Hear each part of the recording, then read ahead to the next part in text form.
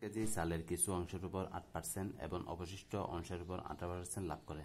মোটের উপর 14% লাভ হলে 18% চালের লাভের পরিমাণ কত আমরা নির্ণয় করি। এটা আমরা দুইটা উপায় করব, একটা লিখিতভাবে আর একটা শর্টকাট। আমরা প্রথমে যেটা চাইছে সেটা আমরা এক্স ধরব। 18% লাভে চালের পরিমাণ, 18% লাভে চাল কত কেজি? X KG. তাহলে 8% লাভে চাল, 8% লাভের ক্ষেত্রে চাল হবে আমাদের টোটাল থেকে এই 18% আমরা বাদ দিব। টোটাল কত আমাদের? 1000 থেকে 18% লাভেরটা আমরা বাদ দিব। আমরা 18%টা ধরেছি এক্স কেজি। এখন 18% লাভে অর্থাৎ 100 টাকায় লাভ কত? 100 কেজিতে 100 কেজিতে এখানে যেহেতু হিসাবটা হচ্ছে কার জন্য? কেজির ক্ষেত্রে, সুতরাং আমরা লিখব 100 কেজিতে লাভ। 100 কেজিতে লাভ সমান কত? 18 কেজি। সুতরাং এক্স কেজিতে লাভ 18 গুণন এক্স ডিভাইডেড বাই 100 আমরা পাই 0.18 এক্স কেজি। দ্বিতীয় ক্ষেত্রে 8% লাভে অর্থাৎ 100 কেজিতে লাভ কত? 8 কেজি। সুতরাং 1000 মাইনাস এক্স কেজিতে লাভ আমাদের 8 গুণন 1000 মাইনাস এক্স ডিভাইডেড বাই 100। এখন 1000 ইন্টু 8 এটার সাথে এটা গুণ করবো, তারপর 100 দ্বারা আমরা যদি ভাগ করি আমরা পাই 80, মাইনাস এটাকে আমরা যদি ভাগ করি আমরা পাই 0.08 এক্স এত কেজি।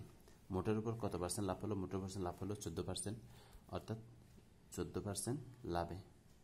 তার মানে 100 কেজিতে লাভ 14 কেজি। সুতরাং আমাদের মোট চাল কত? এই 14% লাভ হয়েছে কার উপর? 1000 কেজি চালের উপর 14% লাভ হয়েছে। সুতরাং আমরা বলতে পারি 1000 কেজিতে লাভ 14 গুণন 1000 ডিভাইডেড বাই 100। এখানে আমরা পাই, এখানে 10 যাবে 140।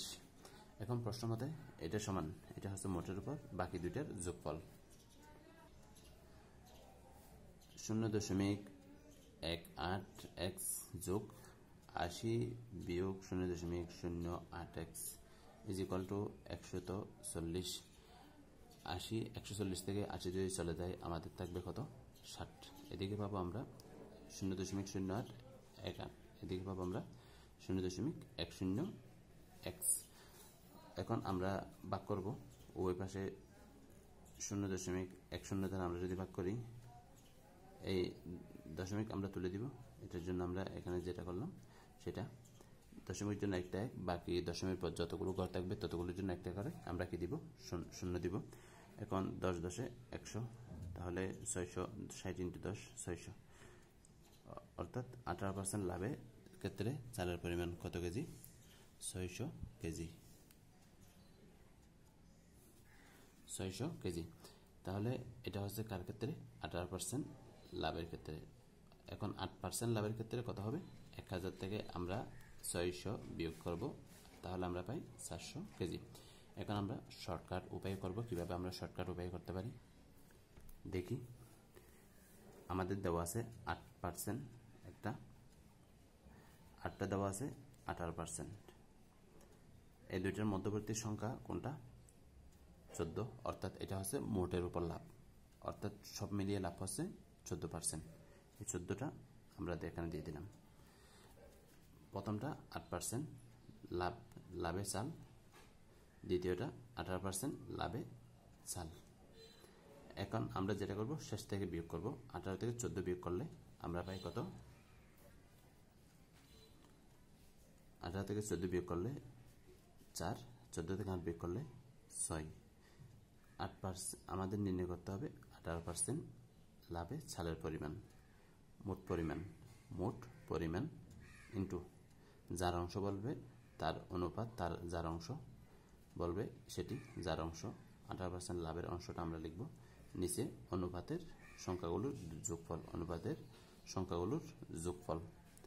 অতএব আমরা এখানে লিখতে পারি মোট পরিমাণ কত 1000 গুণন যার অংশ 18% অংশ কত 6, নিচে অনুপাতের সংখ্যা দুটির যোগফল কত 6 আর 4 10, এখানে কয়বার যাবে 100 বার, তাহলে 6 × 100 600 কেজি। অতএব আমরা পেয়ে গেলাম। Subscribe this channel, like and share this video.